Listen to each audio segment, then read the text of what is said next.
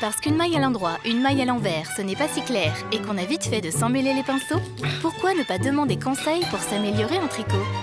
Alors bienvenue à Clémence qui va aujourd'hui nous apprendre les bases de la discipline.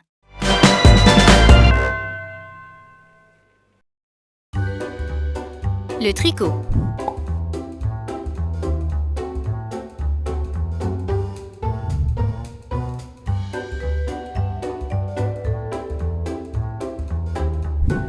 Le montage des mailles.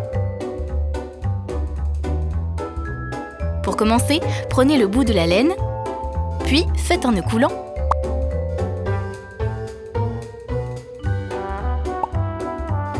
Et passez l'aiguille à tricoter à l'intérieur. Tirez légèrement sur les fils pour resserrer le nœud. La première maille est montée. Pour les autres mailles, enroulez le fil sur le pouce en le passant par la gauche et passez l'aiguille dans cette boucle. Resserrez le fil et répétez l'opération jusqu'à obtention du nombre de mailles souhaité.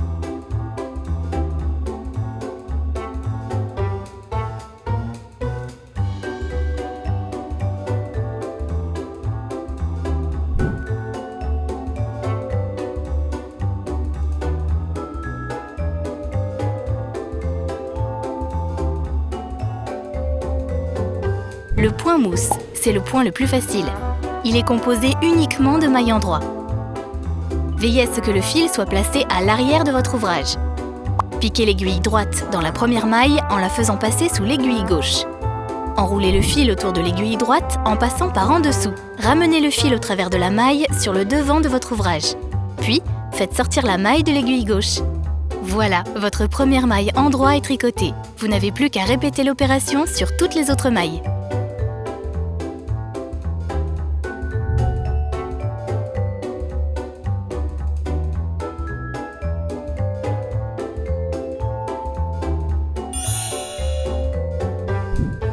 Le point jersey.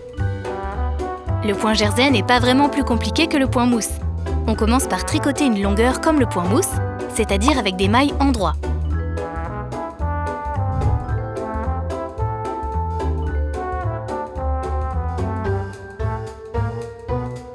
Puis, une fois arrivé au bout, retournez l'ouvrage et tricotez cette fois des mailles envers sur toute la longueur.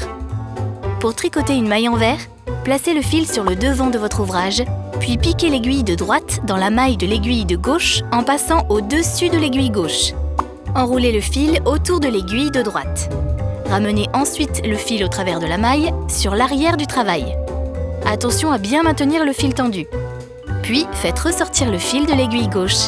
Et voilà, vous n'avez plus qu'à continuer sur toute la longueur. Alternez une rangée en maille endroit, puis une rangée en maille envers, et ainsi de suite.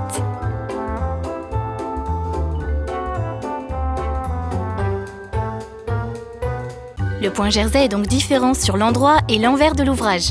D'un côté, on voit que c'est un point endroit, de l'autre, que c'est un point envers. Vous maîtrisez sur le bout des doigts les mailles endroit et envers, il est temps de passer aux côtes. Les côtes 1-1. Tricotez une maille endroit. Puis faites passer le fil sur le devant de l'ouvrage et tricotez une maille envers. Ensuite, faites passer le fil sur l'arrière et tricotez une maille endroit et ainsi de suite sur toute la longueur.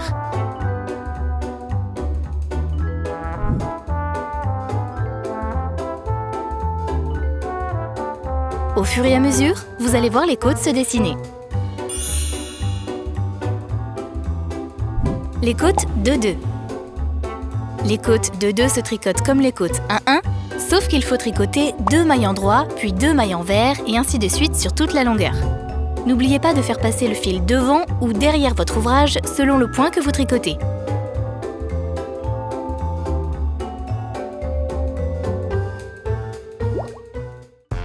Le point de riz.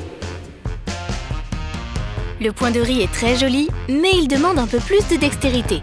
Tricotez votre première rangée en alternant une maille envers et une maille endroit sur toute la longueur. Puis une fois la longueur finie, retournez votre ouvrage et tricotez une maille envers puis une maille endroit en alternant sur toute la longueur.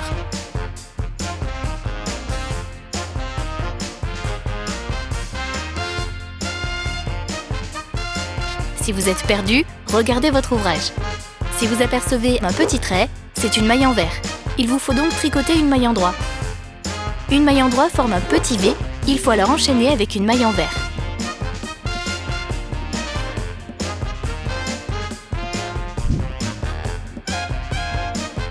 Rabattre les mailles.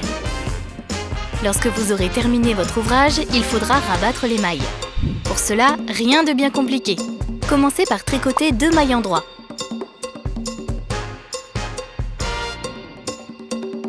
Passez ensuite l'aiguille gauche dans la première maille de l'aiguille droite. Faites passer la maille par-dessus l'autre maille sur l'aiguille et faites-la ressortir. Retirez l'aiguille gauche et votre première maille est rabattue. Tricotez une nouvelle maille et recommencez l'opération.